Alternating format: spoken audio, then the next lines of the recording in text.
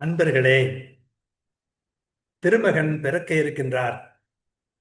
அதை எதிர்பார்த்த வண்ணம் இருக்கின்றார் சூசை.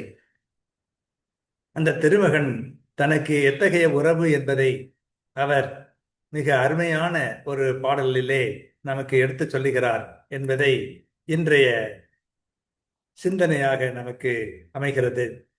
வீரமாமுனிவர் மிக அழகான ஒரு பாடலாக இன்று நமக்கு தமது சிந்தனையை வெளிப்படுத்துகிறார். அது புனிதர் சூசையுடைய மனதிலே ஓங்கி வளர்ந்த ஒரு அற்புதமான சிந்தனை, ஒரு ஜெபமாக அமைகிறது, கடவுளை புகழ்வதாக அமைகிறது. அது என்ன? அறக்கடல் நீயே, அருள் கடல் நீயே, அரும் கருணாகரன் நீயே, திறற்கடல் நீயே, திருக்கடல் நீயே, திருந்து உளம் ஒளிபட ஞான நிறக்கடல் நீயே, நிகர் கடந்து உலகில் நிலையும் நீ, உயிரும் நீ, நிலை நான் பெறக்கடல் நீயே, தாயும் நீ, எனக்கு பிதாவும் நீ, அனைத்தும் நீ என்றோ என்று அந்த பாடலை அமைத்திருக்கின்றார். அறத்தின் கடலாயிருப்பவனும் நீ, அருளின் கடலாயிருப்பவனும் நீ, அரிய கருணைக்கு இருப்பிடமானவனும் நீ, வல்லமையின் கடலாயிருப்பவனும் நீ, செல்வக் கடலாயிருப்பவனும் நீயே, திருந்திய மக்களின் உள்ளம் ஒளிபெறுமாறு ஞான அழகின் கடலாயிருப்பவனும் நீயே, ஒப்புமையெல்லாம் கடந்து நின்று இவ்வுலகின் நிலைக்களனாயிருப்பவனும் நீயே, அதன் உயிராயிருப்பவனும் நீயே, நிலை நான் பெற கடல் போன்று நின்று தாங்குபவனும் நீ, எனக்கு தாயாயிருப்பவனும் நீ, தந்தையாயிருப்பவனும் நீயே, அனைத்தும் நீயே அல்லவா என்று பெருமிதத்தோடு புனிதர் பலனார் சொல்வதை பார்க்கிறோம்.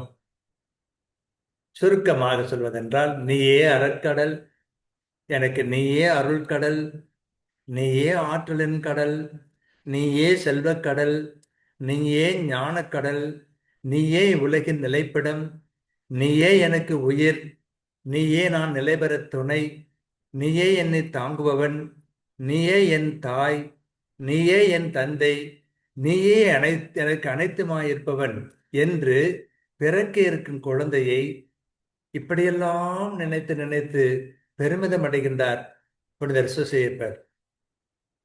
அறக்கடல் நீயே, அருள்கடல் நீயே, அருங்கருணாகரன் நீயே, திறக்கடல் நீயே, திருக்கடல் நீயே, திருந்துள மொழிபட ஞான நிறக்கடல் நீயே, நிகர் கடந்துலகின் நிலைய நீ, உயிரு நீ, நிலை நான் பெறக்கடல் நீயே, தாயும் நீ, எனக்கு பிதாவும் நீ, அனைத்தும் நீ என்றோ என்று அருமையாக அவர் பாடுவதை பார்க்கிறோம். இல்லறத்தார் குழந்தை பேற்றுக்காக காத்திருப்பார்கள். அந்த குழந்தை எப்படி இருக்கும் என்றெல்லாம் கனவு கற்பனையிலே மூழ்கி இருப்பார்கள்.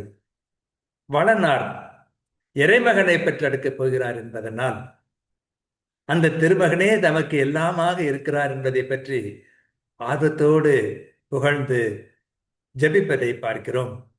நம்முடைய வாழ்க்கையிலையும் கிறிஸ்துவை இப்படியெல்லாம் நினைத்து பார்த்தால் எவ்வளவு நன்றாக இருக்கும். இந்த ஆண்டாவது கிறிஸ்துமஸ் காலத்துல அந்த குழந்தையை பார்த்து அறக்கடல் நீயே, அருட்கடல் நீயே என்றெல்லாம் நாம் பாடினோம் என்று சொன்னால் அது ஒப்பற்ற ஒரு ஜெபமாக அமையும் என்று நாம் நம்புவோம். வாழ்க.